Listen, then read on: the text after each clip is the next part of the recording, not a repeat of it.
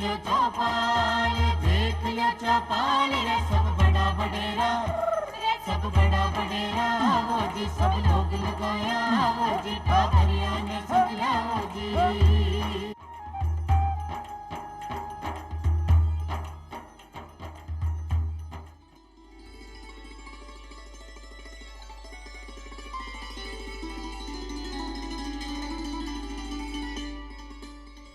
चौपाल देखने वाला सबला दर्शकाने राम राम सा।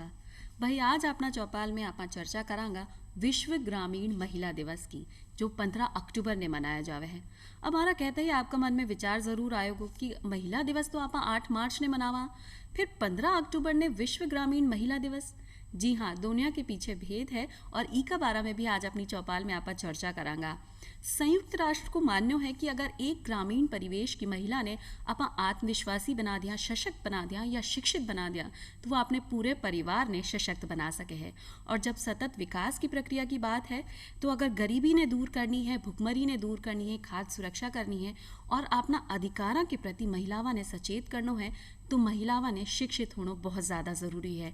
और आ ही प्रयास के जरिए आप ग्रामीण महिला दिवस भी मना रहे हैं कि हर महिला शिक्षित हो, सशक्त हो, जिससे अपना परिवार को ही नहीं, आपने समाज को भी भलो कर सके। और जैसे कि अभी आपने पता है कि कोरोना काल चल रहा है, महामारी को दौर है, ऐसे में महिला ने आत्मविश्वास की कमी नहीं रही है, अपना परिवार के साथ साथ समाज के लिए भी बहुत सारा काम महिलावां ने किया है। और इस पर चर्चा करवा के लिए आज अपने साथ पधारी हैं प्रोफेसर यानी डॉक्टर अनीता जी भी, जो कि इंदिरा गांधी पंचायती राज एवं ग्रामीण विकास संस्थान से सेवानिवृत्त हो रही हैं। अनीता जी, थाको बहुत बहुत स्वागत है चौपाल में। सभी को और आपको बहुत बहुत नमस्ते। बहुत बहुत बधाई। आपने भी ग्रामीण महिला दिवस की मैं बधाई देवा हाँ, जो कि 15 अक्टूबर ने मनाया जाएगा।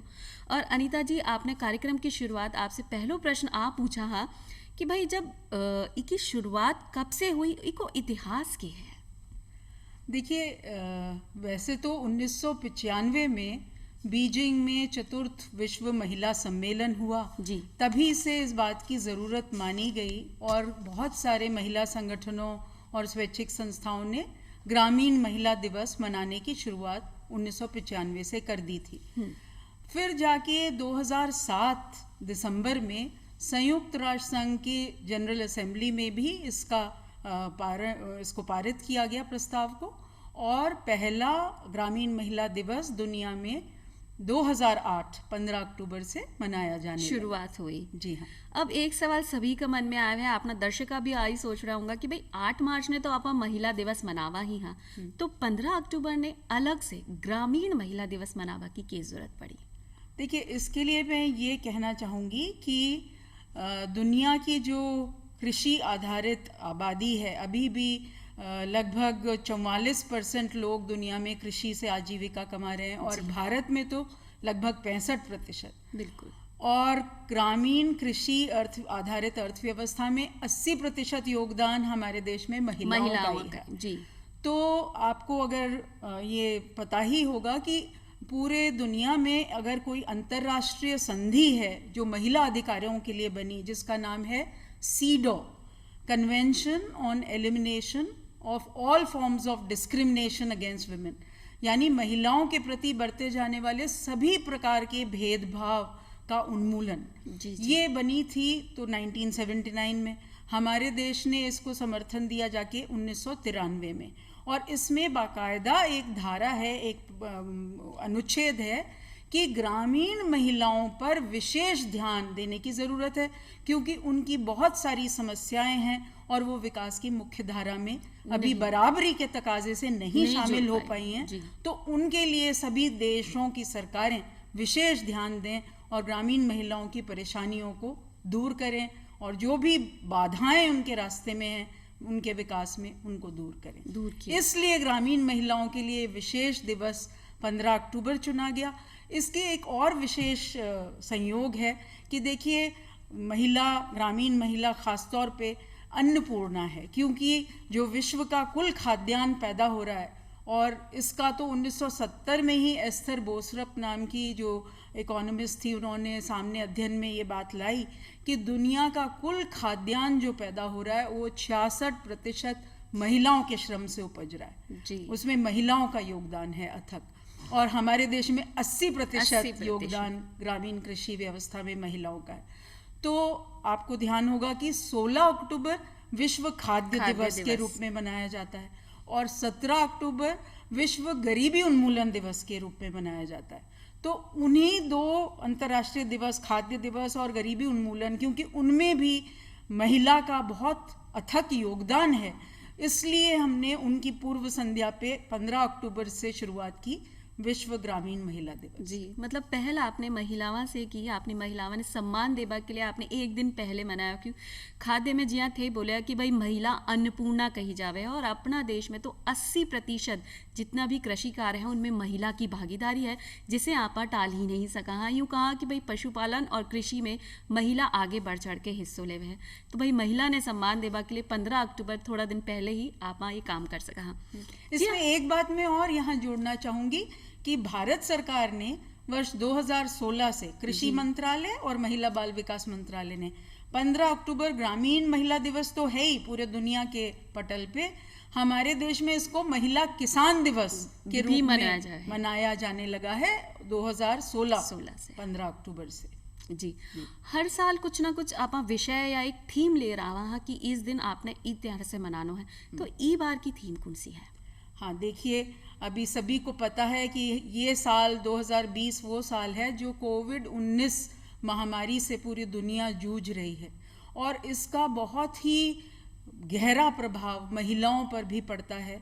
और इसलिए इस बार की थीम ग्रामीण महिला दिवस की चुनी गई है कि कोविड-19 2019 महामारी के प्रकोप से महिलाओं को बचाना और उनके अर्थव्यवस्था का संरक्षण, उनके अधिकारों का संरक्षण करना।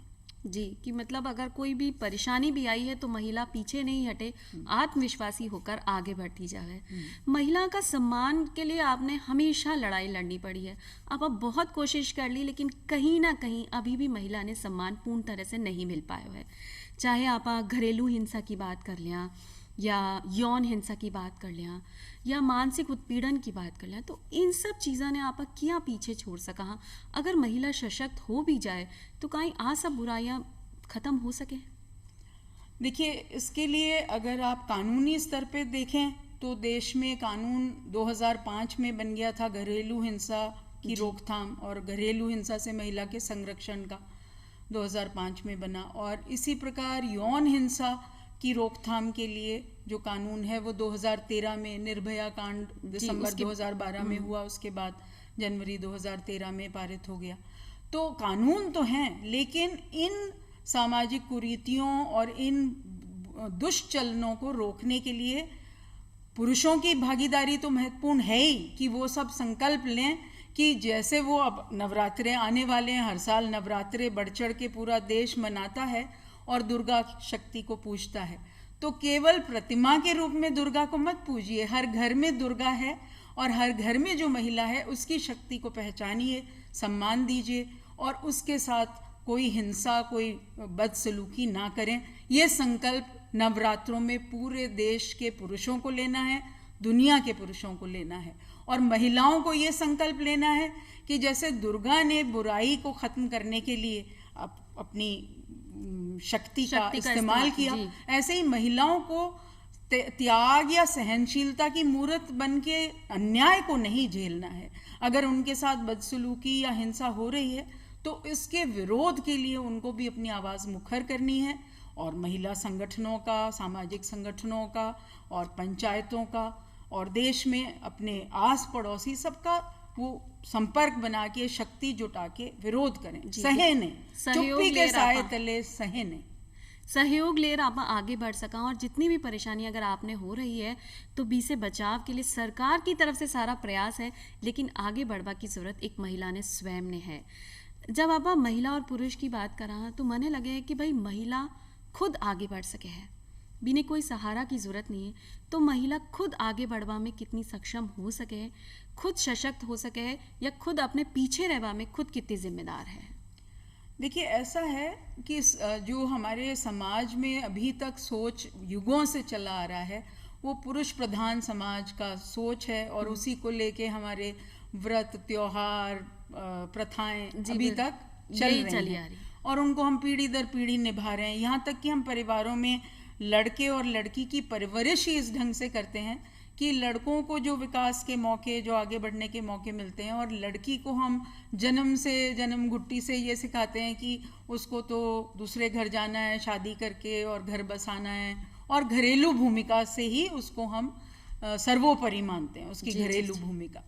तो घरेलू भूमिका अपनी जगह महत्वपूर्ण तो है ही, और महिला की शक्ति है कि वो, बल्कि ये कहा गया है कि जो प्रबंधन भी पढ़ाया जाता है मैनेजमेंट प्रोग्राम्स में, तो the best manager is a woman, कि महिला सबसे अच्छी प्रबंधक है, क्योंकि वो कम वित्त में भी, कम धनराशि में भी कितने सुघड़ता से अपने घर को चलाती है और घर वालों की सबकी खुशहाली और इच्छाओं को पूरा ध्यान भी रखे है, प्रबंध करती है। इस सब के बावजूद वो खुद के विकास का मार्ग भी खुला रखे। ये नहीं हो कि वो केवल घरेलू कार्य में ही कैद होके रह जाए, वो उत्पादक भूमिकाएं भी निभा सकती है और निभा ही रही है। वो कृषि में 80% योगदान दे रही है, लेकिन क्योंकि हमने कुछ सोच ही ऐसा रच दिया कि आप देखिए स्त्रीलिंग पुल्लिंग के अगर भाषागत उदाहरण देखें तो इतने सारे शब्दों के आपको स्त्रीलिंग मिलेंगे कि भाई धोबी धोबन, नाई नायन, पंडित पंडितायन, राजा रानी। किसान का कोई स्त्रीलिंग नहीं है, नहीं, जबकि काम कर रही है सारा महिलाएं। लेकिन किसान किसको माना जा रहा है? जो खेती का स्वामित्व रखे, मालिकाना हक जमीन का रखे। तो जरूरत इस बात की है कि जमीन पे भी जो स्वामित्व है वो संयुक्त नाम से पट्टे हों, महिला और पुरुष, ताकि काम जब वो सारा कर रही है तो ये स्थितियां न बने कि पति से पूछ रहे हैं जनगणना वाले या कोई भी कि आपकी गृहिणी क्या काम करती है। वो तो कुछ नहीं करती, वो तो घर में ही रहती है, सारा घर संभालती है, घर में ही रहती है। तो अभी हाल का ही आपने पढ़ा होगा कि केरला में एक 8वीं क्लास के बच्चे को ये बात इतनी कचोटी कि भाई उसके पिता हर जने को यही कहते थे मेरी घरवाली तो कुछ नहीं करती, वो तो घर में रहती है। तो उसने एक चित्र बनाया, पोस्टर, कि सवेरे उठने से लेकर रात के सोने तक उसकी माँ क्या क्या काम करती है, और उसने उस पेंटिंग को शीर्षक दिया मेरी माँ और आस पड़ोस की माँओं का दैनिक कार्य। तो सवेरे पानी भरने से लेकर और घर के सफाई से लेकर, घर के लोगों का खाना का प्रबंध करने से लेकर, खेत का काम, मवेशियों को संभाल, और सारे काम देखभाल के घर के वो कर रही है। और मतलब अगर 24 घंटे के समय में 14 से 18 घंटे उसके समय निवेश हो रहे हैं, 6 घंटे सोने के छोड़ दीजिए, उसके अलावा घर वालों के लिए पूरी तरह समर्पित कार्य कर रही है। तो उसने ये पेंटिंग जब अपने स्कूल के प्रिंसिपल को दी, उनको इतनी पसंद आई, उन्होंने उसको महकमे को भेजी, महिला बाल विकास और कृषि महकमे को। तो केरला सरकार ने उस पेंटिंग को अपने जेंडर बजटिंग डॉक्यूमेंट का कवर पेज बना दिया कि देखिए ये सोच एक 8वीं के स्कूली छात्र में मन में आई कि महिलाएं कितना योगदान दे रही हैं। और ये हमारे सारे सरकारी महकमों, हमारे मंत्रालयों में ये सोच आनी पड़ेगी कि महिला का जो अथक योगदान है उसको हम आर्थिक रूप से तो नहीं भुगतान कर रहे, लेकिन उसको सम्मान, उसको पहचान तो दी जा सकती है। और अर्थव्यवस्था में अगर आप महिलाओं के कार्य और श्रम का मूल्यांकन, आकलन करेंगे तो आप पाएंगे कि आपकी जीडीपी बहुत बढ़ जाए। घर और समाज की अगर बेहतरी की अगर आप बात करें तो सिर्फ पुरुष ने ऊपर उठाकर या सिर्फ महिला ने ऊपर उठाकर नहीं किया जा सके है। दोनों ने समान अधिकार और समान सम्मान मिलना चाहिए कि महिला ने आगे नहीं बढ़ाना है, महिला ने बराबरी को दर्जों मिलना चाहिए, सम्मान मिलना चाहिए, जिससे कि गाड़ी सही पटरी पर चल सके। हम ये नहीं कह रहा कि सिर्फ महिला ने सम्मान दो और आगे बढ़ा दो, हम कह रहे हैं कि बस पटरी बराबर चलनी चाहिए, दोनों पहिया बराबर होना चाहिए, तभी आपने परिवार को, समाज को और देश को भलो हो सकेगा। जो समाज में आपने बहुत सारी बुराइयां भी हैं, जिया कि अभी आपने जिक्र किया, अगर एक महिला सशक्त हो जाए या शिक्षित हो जाए, पूर्ण रूप से अपने कानून और अधिकारा की जानकारी रखे, तो कहीं आपने जितनी भी ये सारी कुरीतियां हैं बी से आप पीछे छोड़ सका। देखिए अभी तो गांवों में इतनी बड़ी ताकत है, क्योंकि अगर आप महिला स्वयं सहायता समूहों को देखें, हमारे देश में एक योजना है राष्ट्रीय ग्रामीण आजीविका मिशन, और राज्यों में भी वो समानांतर रूप से चल रही है।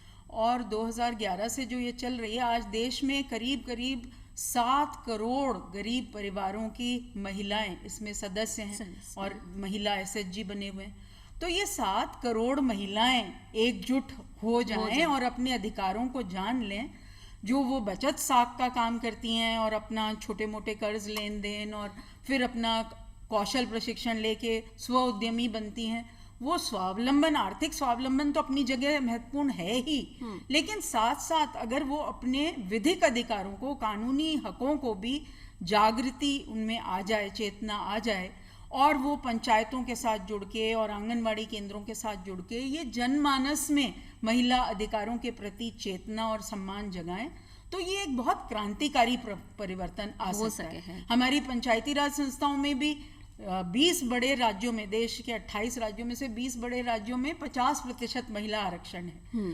तो अगर पंचायती राज संस्थाओं की महिला जनप्रतिनिधि और स्वयं सहायता समूहों की महिला सदस्य मिल जाएं, तो आप देखिए ये 7 से 8 करोड़ महिलाएं क्या ग्रामीण जागरूकता की सूत्रधार बन के काया पलट कर सकती। जी बिल्कुल, एक तरह से उजालो आ जाएगा अपना गाँव में भी और सारी महिलाओं का जीवन में भी, अगर महिला एकजुट होकर अपना अधिकार और कानून समझ ले तो। जी हाँ, आपने विधिक सहायता की बात करी, विधिक जागरूकता की बात करी, तो और ग्रामीण महिला दिवस की आप बात करें, तो ऐसा कोई कार्यक्रम भी होवे है आपने सरकार या समाज की तरफ से कि इन सब बातों की जानकारी महिलावां ने होवे? बिल्कुल, देखिए हर राज्य स्तर पे भी और हर जिले में एक विधिक सहायता समिति बनी हुई है। राज्य स्तर पे भी है और जिला विधिक सहायता समितियां भी हैं। और आपको पता ही है कि आंगनवाड़ी केंद्रों पर गांवों में हर महीने एक दिवस मनाया जाता है जिसको MCHN डे कहते हैं, महिला और शिशु स्वास्थ्य की चेतना, पोषण की चेतना के लिए मनाया जाता है। जी जी। तो इसके साथ साथ अगर विधिक सहायता समितियां अपना विस्तारित कार्य करें और इनके हकों और कानूनों के बारे में विधिक जागरूकता दें, तो मुझे लगता है ये बहुत बड़ा एक परिवर्तन का आगाज होगा। हो सके। और ये चेतना फिर महिला स्वयं सहायता समूह और आंगनवाड़ी कार्यकर्ता और आशा और साथिन, ये लोग मिलके गांवों के स्कूलों में भी बच्चों को भी ये जागरूकता दें। अगर सप्ताह में एक दिन भी ऐसा एक्सटेंशन लेक्चर हो स्कूलों में, तो बच्चे में बचपन से ये चेतना आएगी और हमारी महिलाएं परिवर्तन को आगे ले जा सकती हैं और बेहतर समाज जो कि गरिमा में हो और सब मानव अधिकारों का संरक्षण महिलाओं के लिए भी करे, क्योंकि महिलाओं के अधिकार भी मानव अधिकारों में आवे हैं। जी हाँ, जैसे बहुत सारी महिलाओं ने आगे बढ़कर काम किया है, वी में से एक आवे है रूमा देवी जी, जो कि बाड़मेर से हैं और नारी शक्ति पुरस्कार 2019 से भी ने सम्मानित भी किया गया। और उन्होंने ऐसे अथक प्रयास किया कि बहुत सारी अपनी ग्रामीण महिलाओं ने रोजगार से जोड़ो है, जो अपने घर परिवार ने संभालती है और साथ में आर्थिक संबल भी मिल गया है। तो आइए आपने एक छोटी सी क्लिप दिखावा है कि रूमा देवी अपनी ग्रामीण महिला ने के प्रेरणा देनी चाह रही है, के संदेश दे रही है। अनीता जी।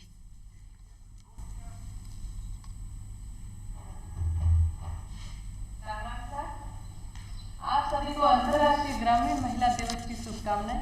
पूजा जी व अनीता जी को मेरा नमस्कार। नमस्कार। ये मौका है कि हम ग्रामीण महिलाओं की बात करें। मेरे अनुभव से कहूँ तो गाँव को बचाए रखने में या ग्रामीण संस्कृति बचाए रखने में ग्रामीण महिलाओं की भूमिका सबसे ज़्यादा है। वो भले ही आर्ट की बात हो या क्राफ्ट की। एक ग्रामीण महिला खेतों में काम करती है, घर सजाने के लिए मांडने बनाती है, झोपड़ा बनाती है, खाना बनाती है, गीत हज्जस गाती है और भर्त का काम भी करती है। कितने कामों में एक्सपर्ट है। आप लोगों की भाषा में कहूँ तो एक ग्रामीण महिला किसान है, पेंटर है, डिजाइनर है, आर्किटेक्ट है, सिंगर है, टेलर है, कुक है, आर्टिजन है, सब कुछ है। अब हम बात करते हैं दूसरे पहलू की। इतना सब कुछ होने के बावजूद भी ग्रामीण महिलाओं की सोशल डिसीजन में खास भूमिका नहीं होती है। गांव में महिला के सरपंच बन जाने के बाद भी असल सरपंच का रोल उसका पति या उसका बेटा ही निभाता है। ये तो एक उदाहरण की बात है, और भी ऐसी काफ़ी बातें हैं जहां ग्रामीण महिलाओं को अपनी सशक्त भूमिका तय करनी है। महिलाएं अपने अधिकारों के बारे में जाने और अधिकारों को अभ्यास में लावें। आपके साथ कुछ भी गलत हो रहा है तो चुप नहीं रहे, आपकी आवाज़ बुलंद करें। अन्याय सहन करना भी अन्याय ही है। सही के पक्ष में अड़े रहें और खड़े रहें। इस शुभ अवसर पर कोरोना महामारी के कारण आर्थिक संकट का सामना कर रही ग्रामीण महिला दस्तकारों के लिए एक खुशखबरी देती हूँ कि हम आप सभी ग्रामीण महिला दस्तकारों के हैंडमेड प्रोडक्ट की बिक्री के लिए ई-कॉमर्स वेबसाइट लॉन्च करने जा रहे हैं, जिसके माध्यम से आप अपने प्रोडक्ट ऑनलाइन बेच पाएंगे। कोरोना के चलते क्राफ्ट मेले एग्जीबिशन बंद हो गए हैं, इसलिए ये ऑनलाइन प्लेटफॉर्म आप सभी दस्तकार बहनों के लिए लाभदायक साबित होगा। प्रधानमंत्री जी के मिशन आत्मनिर्भर भारत वोकल फॉर लोकल को साकार करने की ओर एक कदम। आप सभी को पुनः इस अवसर पर हार्दिक शुभकामनाएं। बहुत बहुत बढ़िया रूमा देवी जी, जो आपने संदेश दिया है ग्रामीण महिलाओं को, वो उन तक पहुंच गया है और हर महिला प्रयास करेगी आत्मनिर्भर बनने की, अपना काम भी करेगी, अपने परिवार को भी चलावेगी और साथ में जितनी भी बहनें हैं उन्हें भी जोड़ पावेगी। देखिए, रूमा देवी जी ने भी एक बात उठाई अनीता जी कि भाई अगर सरपंच भी महिला बन जाती है तो उसे निर्णय लेने का अधिकार नहीं होता, वो उसका पति करता है या उसका बेटा करता है। तो ऐसे में महिला आगे आकर अपने स्वयं के निर्णय ले, इसके लिए अपने को क्या करना चाहिए? देखिए, ऐसा है, दुनिया के स्तर पे भी देश के स्तर पे भी, दोनों बात बताऊंगी और फिर पंचायतों के स्तर पे, तीनों स्तर पे अपन को काम करना है। अभी दुनिया ने जो संयुक्त राष्ट्र संघ के मंच पे 2015 में नए विकास लक्ष्य तय किए हैं, जिनकी समय सीमा 2030 तक है। 2030 तक का विकास एजेंडा हमारी दुनिया को बेहतर बनाने के लिए, उसमें 17 सतत विकास लक्ष्य सर्वसम्मति से तय किए गए हैं, जिनमें से लक्ष्य नंबर 5 सबसे महत्वपूर्ण है। और लक्ष्य नंबर 5 जेंडर समानता, महिलाओं और बालिकाओं के सशक्तिकरण के लिए जी। कि दुनिया की तमाम 193 देशों की सरकारें जिन्होंने इसको सहमति दी है सतत विकास लक्ष्यों को, वो अपने अपने देश की नीतियों में, कानूनों में और ऐसे प्रबंध करेंगी कि महिलाओं के प्रति, बालिकाओं के प्रति जो भी बाधाएं हैं उनके विकास में, जो भी भेदभाव बरते जा रहे हैं, जो भी हिंसा हो रही है या उनके विकास के अवसरों में जो अड़चने हैं, उनको दूर करने के लिए तमाम उपाय करेंगी। और इसी को लेकर देखिए, हमारे देश में राष्ट्रीय महिला सशक्तिकरण नीति तो 2001 से ही बनी हुई है, क्योंकि इसके पहले मिलेनियम डेवलपमेंट गोल्स थे 2001 से 2015, और उसमें भी जेंडर समानता का महत्वपूर्ण लक्ष्य था। और इसके अलावा अब राजस्थान का प्रसंग लें तो 2013 से हमारे यहाँ गर्ल चाइल्ड पॉलिसी भी है कि बालिका के हित में भी राज्य नीति बनी हुई है। तो नीतियां हैं, कानून है, राज्य और राष्ट्रीय स्तर पे महिला आयोग हैं, जिनको ये देखना है कि जितनी नीतियां, जितने कानून देश में हैं, उन सब में महिलाओं को बराबरी का मौका, बराबरी का अवसर विकास के मिल रहे हैं। और अगर मैं लोकल गवर्नमेंट्स की बात करूं तो अभी नगर निगमों के, नगर निकायों के चुनाव होने वाले हैं और पंचायतों के हो चुके हैं।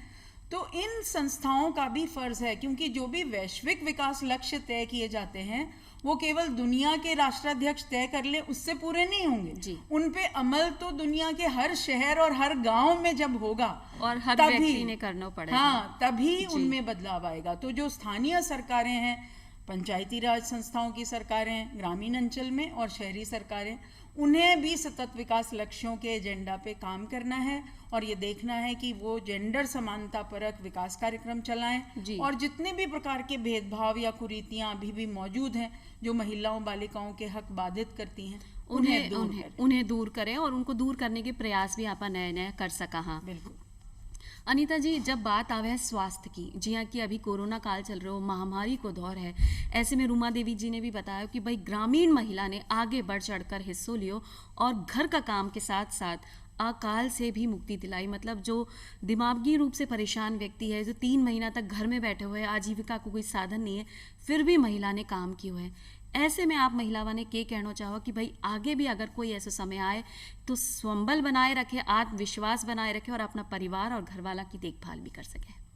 बिल्कुल। देखिए, देश में प्रत्यक्ष उदाहरण है कि कोरोना महामारी का प्रकोप जैसे जैसे फैला तो ना तो ये मुख पट्टी या मास्क सबके पास उपलब्ध थे, तो ये स्वयं सहायता समूह जो महिलाओं के गांवों में बने हुए हैं, उन्होंने ही बीड़ा उठाया और उन्होंने ये मुखपट्टी मास्क बना बना के वितरण किए। और जो प्रवासी मजदूर जो करोड़ों की तादाद में अपने घरों को लौटे, जब लॉकडाउन हो गया जी, बिल्कुल। देश का, और वो अपने मजदूरी जो शहरों में गए हुए थे करने, उनको छोड़ के वापस गाँवों की ओर लौटे, तो उनके लिए उनके प्रवास जब 14 दिन तक, तो उनको एक गांव के बाहर उनके रहने का प्रबंध किया।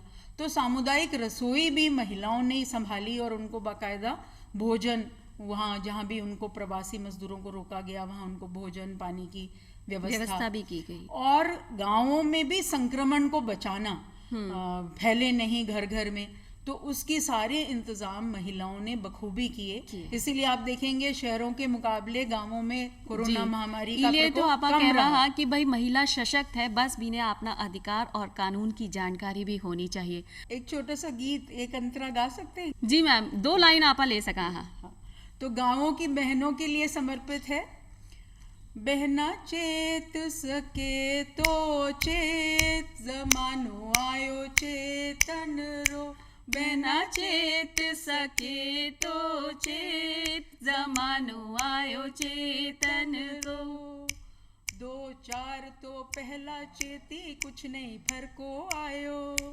2-4 तो पहला चेती, कुछ नहीं फर्को आयो। गांवारी सब बहना चेती, धरती पलटो खायो। बहना चेत सके तो चेत, जमानो आयो चेतन रो। सबको बहुत बधाई। बढ़िया। इसी के साथ आप विदा लेवा। हाँ, राम राम सा।